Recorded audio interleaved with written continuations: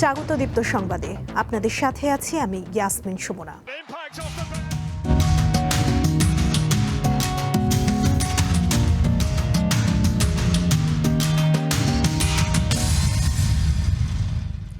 বিপন্ন প্রায় ৪২টি বন্য প্রাণী উদ্ধারের পর কাপ্তাই ও সাফারি পার্কে অবমুক্ত করা হয়েছে। চলতি মাসের ৯ জুন এসব প্রাণী উদ্ধার করা হয়। মিরপুরের মাহিম অ্যাকোয়ারিয়াম বার্ড প্যালেসের অন্তরালে বন্যপ্রাণী পাচার করে আসছিলেন হাদিস রহমান ও তার স্ত্রী। বিরল প্রজাতির এসব প্রাণীর সচরাচর দেখা মেলে না, অথচ এমন ৪২টি প্রাণী পাচারের জন্য আনা হয় রাজধানীতে। যদিও বন অধিদপ্তরের তৎপরতায় অল্পের জন্য রক্ষা পেয়েছে প্রাণীগুলো। রাজধানীর মিরপুরে হাদিস রহমান নামের একজন মাহিম অ্যাকোয়ারিয়াম বার্ড প্যালেসে পাখির ব্যবসা করতেন। ব্যবসার আড়ালে বন্যপ্রাণী পাচার করতেন তিনি, কিন্তু শেষ রক্ষা হয়নি তার। ৯ জুন বন অধিদপ্তরের অভিযানে মিরপুর স্টার্ন হাউজিং এলাকা থেকে উদ্ধার করা হয় বিরল প্রজাতির ৪২টি প্রাণী। এসব প্রাণীর মধ্যে অন্যতম চশমা পরা হনুমান, রাজধনেশ, ঈগল পেঁচা, হলুদ কচ্ছপ রয়েছে। এ বিষয়ে রূপনগর থানায় বন্যপ্রাণী অপরাধ দমন ইউনিটের পরিদর্শক অসীম মল্লিক বাদী হয়ে রূপনগর থানায় মামলা করেন। একদম গহীন জঙ্গল থেকে কিছু লোক এটা কালেক্ট করে এনে শহরের কাছাকাছি কোনো একটা জায়গায় গোডাউন করে, এবং গোডাউন করে তারা ওইখান থেকে সুবিধা মতো সময়ে তারা এটা আমাদের শহরে নিয়ে এসে রেখে এরপরে তারা এটাকে দেশের বাইরে পাচার করে। যে ওনার ওয়াইফ হচ্ছে অনলাইন বিজনেসটা মেনটেন করতো, অর্থাৎ দেশের বাইরে যারা এইসব প্রাণীগুলোকে কিনে তাদের সাথে উনি যোগাযোগ রক্ষা করতেন এবং তাদের সাথে ডিল করতেন। এজাহারভুক্ত আসামি হাদিস রহমানের স্ত্রী পলাতক রয়েছেন। তাকে গ্রেপ্তারের চেষ্টা চলছে বলে জানান এই পুলিশ কর্মকর্তা। মামলাটি বর্তমানে চলমান আছে। মামলাটি তদন্তাধীন প্রক্রিয়াধীন রয়েছে। এজাহার নামীয় ৩ জন আসামির মধ্যে পূর্বে একজন চকরিয়া থানায় অ্যারেস্ট করেছেন, এবং আমাদের এখানে আমরা হাতে নাতে একজনকে অ্যারেস্ট করেছি, আর একজন আসামি পলাতক রয়েছেন। আমাদের গ্রেপ্তারের চেষ্টা অব্যাহত আছে। বন অধিদপ্তর জানিয়েছে হাদিস রহমানের নামে বন্যপ্রাণী পাচারের অভিযোগে 4টি মামলা রয়েছে। এর মধ্যে 2টি মামলার রায় হয়েছে। দিলশা দানি, দীপ্ত সংবাদ, ঢাকা। চীন সফররত প্রধানমন্ত্রী তারেক রহমানের সঙ্গে সৌজন্য সাক্ষাৎ করেছেন দেশটির কমিউনিস্ট পার্টির আন্তর্জাতিক বিভাগের মন্ত্রী লিউ হাইসিং। স্থানীয় সময় বৃহস্পতিবার সকাল 9:15টার দিকে বেইজিংয়ের রাষ্ট্রীয় অতিথি ভবনে এই সাক্ষাৎ অনুষ্ঠিত হয়। প্রধানমন্ত্রী হিসেবে দায়িত্ব গ্রহণ করায় তারেক রহমানকে অভিনন্দন জানান লিউ হাইসিং। তিনি সাবেক প্রধানমন্ত্রী খালেদা জিয়ার 9 বার চীন সফরের কথা উল্লেখ করে বলেন, তার সম্মানে 2001 সালে খালেদা জিয়ার সফরের ছবি চীনের কমিউনিস্ট পার্টির জাদুঘরে সংরক্ষিত রয়েছে। বাংলাদেশের উন্নয়ন প্রকল্প ও চীন বাংলাদেশ মৈত্রী হাসপাতাল নির্মাণে বেইজিংয়ের সহযোগিতা প্রত্যাশা করেন প্রধানমন্ত্রী। দুই দেশের দীর্ঘদিনের বন্ধুত্বপূর্ণ সম্পর্ক ভবিষ্যতে অব্যাহত থাকবে বলে আশাবাদ ব্যক্ত করে বাংলাদেশ সরকারের প্রধান।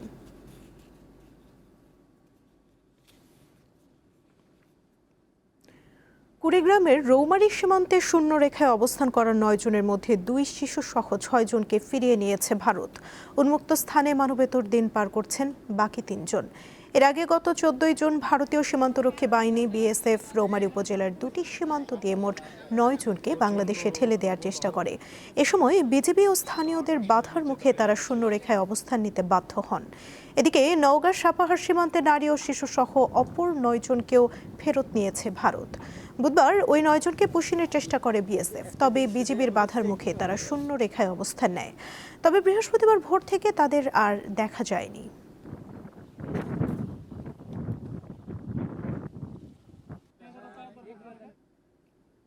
কুড়িগ্রামে ধরলা, তিস্তা, দুধকুমার ও ব্রহ্মপুত্র নদীর পানি বৃদ্ধি পেলেও এখনও বিপদসীমার নিচ দিয়ে প্রবাহিত হচ্ছে। পানি বাড়ায় তলিয়ে গেছে বিভিন্ন চর ও নিচু এলাকার কাঁচা সড়ক এবং মৌসুমি ফলের জমি। স্থানীয় পানি উন্নয়ন বোর্ড জানায়, ভোরে সেতু পয়েন্টে ধরলা নদীর পানি বৃদ্ধি পেয়ে বিপদসীমার 1.05 সেন্টিমিটার, শিমুলবাড়ি পয়েন্টে 1.02 সেন্টিমিটার, পাটেশ্বরী পয়েন্টের দুধকুমারের পানি 67 সেন্টিমিটার এবং কাউনিয়া পয়েন্টে তিস্তার পানি বিপদসীমার 29 সেন্টিমিটার নিচ দিয়ে প্রবাহিত হচ্ছে। এছাড়াও ব্রহ্মপুত্রের নুনখাওয়া ও চিলমারি পয়েন্টে পানি ধীর গতিতে বৃদ্ধি পেলেও তা বিপদসীমার নিচেই রয়েছে।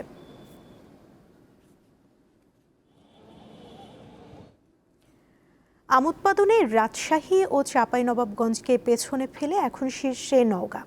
জেলার বানানা, মিয়াজাকি, বাড়িচার ও আম্রপলি সহ বিভিন্ন জাতের আম রপ্তানি হচ্ছে। চলতি মৌসুমে নওগাঁয় আমের উৎপাদন লক্ষ্যমাত্রা নির্ধারণ করা হয়েছে 4,21,000 মেট্রিক টন। প্রতি বছরই নওগাঁর বিভিন্ন উপজেলায় শত শত হেক্টর জমিতে নতুন করে আম বাগানের সৃষ্টি হচ্ছে।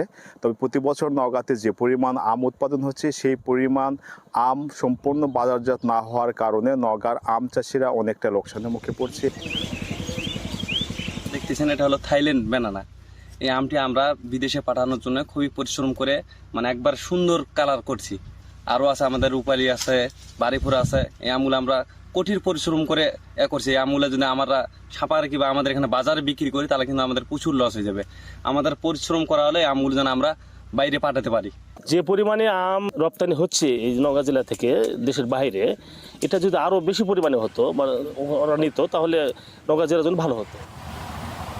গত কয়েক বছর ধরে নওগাঁর যে আম রয়েছে সে আমগুলো বিশ্বের বিভিন্ন দেশে রপ্তানি হচ্ছে। বিশেষ করে নওগাঁর বাগানে উৎপাদিত ব্যানানা, ম্যাঙ্গো, মিয়াজাকি এবং আমরুপালি সহ বাড়ি 4 জাতের আমগুলো বিদেশে রপ্তানি হচ্ছে। চলতি বছর নওগাঁ থেকে 280 মেট্রিক টন আম বিশ্বের বিভিন্ন দেশে রপ্তানির উদ্যোগ গ্রহণ করা হয়েছে। আমরা চাপাইকে পিছনে ফেলে বরাবরই মনে হচ্ছে যে সামনে আমরা আরও এগিয়ে যাব, কিন্তু দুঃখজনক হলেও সত্য, আম রপ্তানির ক্ষেত্রে আমরা নওগাঁ বিশেষ করে সাপাহারে তো আম উৎপাদনের শীর্ষে। এখানে সাপাহারে যদি আমাদের একটা স্পেশাল কোটা থাকে তাহলে আমরা সেক্ষেত্রে আম রপ্তানিটা বিদেশে করতে আমাদের জন্য সুবিধা হবে।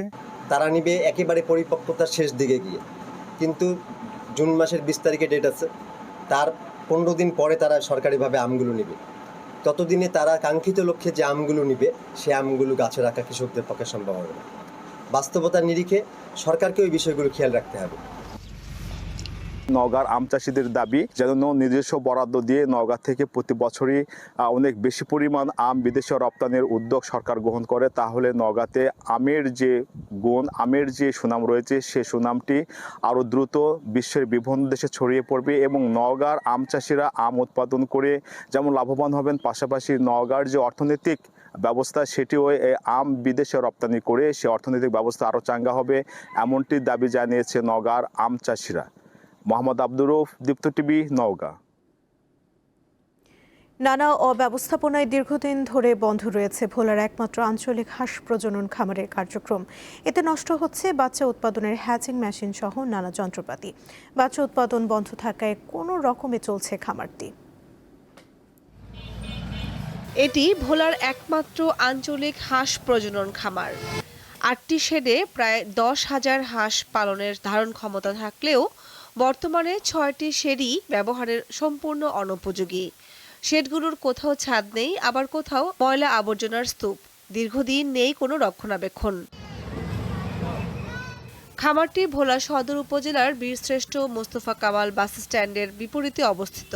প্রাণী সম্পদ মন্ত্রণালয়ের তত্ত্বাবধানে খামারটিতে বর্তমানে মাত্র 500 হাঁস রয়েছে, যা থেকে প্রতিদিন 200 ডিম পাওয়া যায়, যার সবগুলোই বিক্রি করে দেওয়া হয়। কারণ 2021 সাল থেকে হ্যাচারি মেশিনটি অকেজো রয়েছে।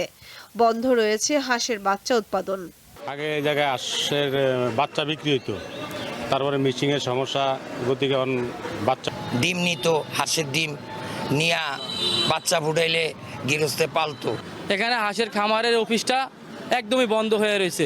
একজন কর্মকর্তা আর অস্থায়ী 2 জন কর্মী দিয়ে চলছে খামারের পুরো কার্যক্রম। আমরা আমাদের কর্তৃপক্ষকে জানিয়েছি, তারা আমাদেরকে আশ্বস্ত করেছেন যে খুব অল্প সময়ের ভিতরে আমরা এই সমস্যাটা সমাধান করতে পারবো বলে আশা করতেছি। সব সমস্যা দ্রুত সমাধান করে হাঁস প্রজনন খামারটিকে পুনরায় সচল করার দাবি স্থানীয়দের। কামরুন নাহার, দীপ্ত, বার্তাকক্ষ। পরপর 2টি শক্তিশালী ভূমিকম্পে কেঁপে উঠেছে ভেনেজুয়েলা। রিক্টার স্কেলে মাত্রা ছিল 7.2 ও 7.5। হতাহতের কোনো তথ্য এখনও পাওয়া যায়নি, তবে অসংখ্য ভবন ধসে পড়ায় প্রাণহানির আশঙ্কা করা হচ্ছে। এই ভূমিকম্পকে দেশটির গত 125 বছরেরও বেশি সময়ের মধ্যে সবচেয়ে শক্তিশালী বলে জানিয়েছে বিবিসি। মার্কিন ভূতাত্ত্বিক জরিপ সংস্থা ইউএসজিএস এর তথ্য অনুযায়ী বুধবার স্থানীয় সময় সন্ধ্যা 6টা 4 কারাকাস থেকে প্রায় 284 কিলোমিটার পশ্চিমে সান ফেলিপের কাছে 7.2 মাত্রার একটি ভূমিকম্প আঘাত হানে।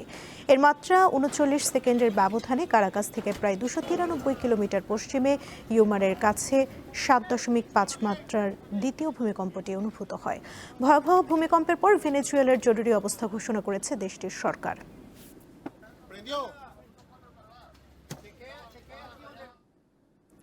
সুইজারল্যান্ডে প্রথম দফার বৈঠক শেষে শান্তি চুক্তির প্রধান শর্তগুলো নিয়ে বিরোধ দেখা দিয়েছে যুক্তরাষ্ট্র ও ইরানের মধ্যে।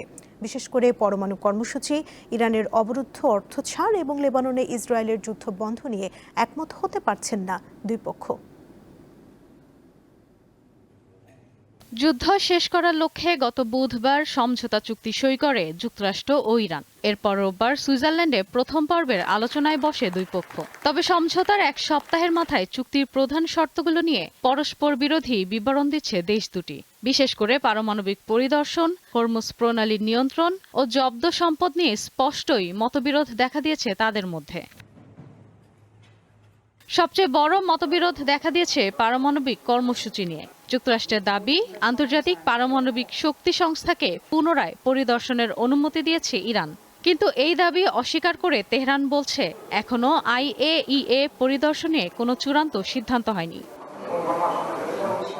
ইরানের ইউরেনিয়াম সমৃদ্ধকরণ কর্মসূচি নিয়ে দুই দেশের মধ্যকার বিরোধ দীর্ঘদিনের। যুক্তরাষ্ট্র চায় ইরান তাদের মজুত সমৃদ্ধ ইউরেনিয়াম হস্তান্তর করুক, তবে ইরান তা প্রত্যাখ্যান করেছে। ইরানের দাবি, যুক্তরাষ্ট্রের জব্দ করা প্রায় $12 বিলিয়ন সম্পদ মুক্ত করার বিষয়ে সমঝোতা হয়েছে। তবে ওয়াশিংটন বলছে, যদি কোনো সম্পদ মুক্ত করা হয় তা কেবল যুক্তরাষ্ট্র থেকেই খাদ্য ও ওষুধ কেনার জন্য ব্যবহার করতে হবে। এই শর্ত প্রত্যাখ্যান করেছে তেহরান। এছাড়া হরমুজ প্রণালীতে ইরানের টোল আদায় মেনে নেওয়া হবে না বলেও জানিয়েছে ওয়াশিংটন। চুক্তির সবচেয়ে গুরুত্বপূর্ণ শর্ত লেবাননে হামলা ও অভিযান বন্ধের বিষয়টিও অমীমাংসিত রয়ে গেছে। ইরানের দাবি, চুক্তি অনুযায়ী ইসরায়েলকে হামলা থামিয়ে লেবানন থেকে সেনা প্রত্যাহার করতে হবে। কিন্তু ইসরায়েল দক্ষিণ লেবাননে দখল ও সামরিক অভিযান অব্যাহত রাখার ঘোষণা দিয়েছে। দুই পক্ষের পরস্পর বিরোধী দাবি সমঝোতা স্মারকের বাস্তবায়ন নিয়ে প্রশ্ন তুলেছে। তবে এরপরও ইরানের সঙ্গে আলোচনা মসৃণভাবে এগিয়ে যাচ্ছে বলে দাবি করেছেন ট্রাম্প। ইশরাত সুমা, দীপ্ত বার্তা কক্ষ। এই ছিল এখনকার মতো। পরবর্তী সংবাদ বেলা 12টায় দেখার আমন্ত্রণ রইল। এছাড়া আরও তথ্য পেতে যুক্ত থাকুন দীপ্ত ডিজিটাল প্ল্যাটফর্মের সাথে। ধন্যবাদ সবাইকে।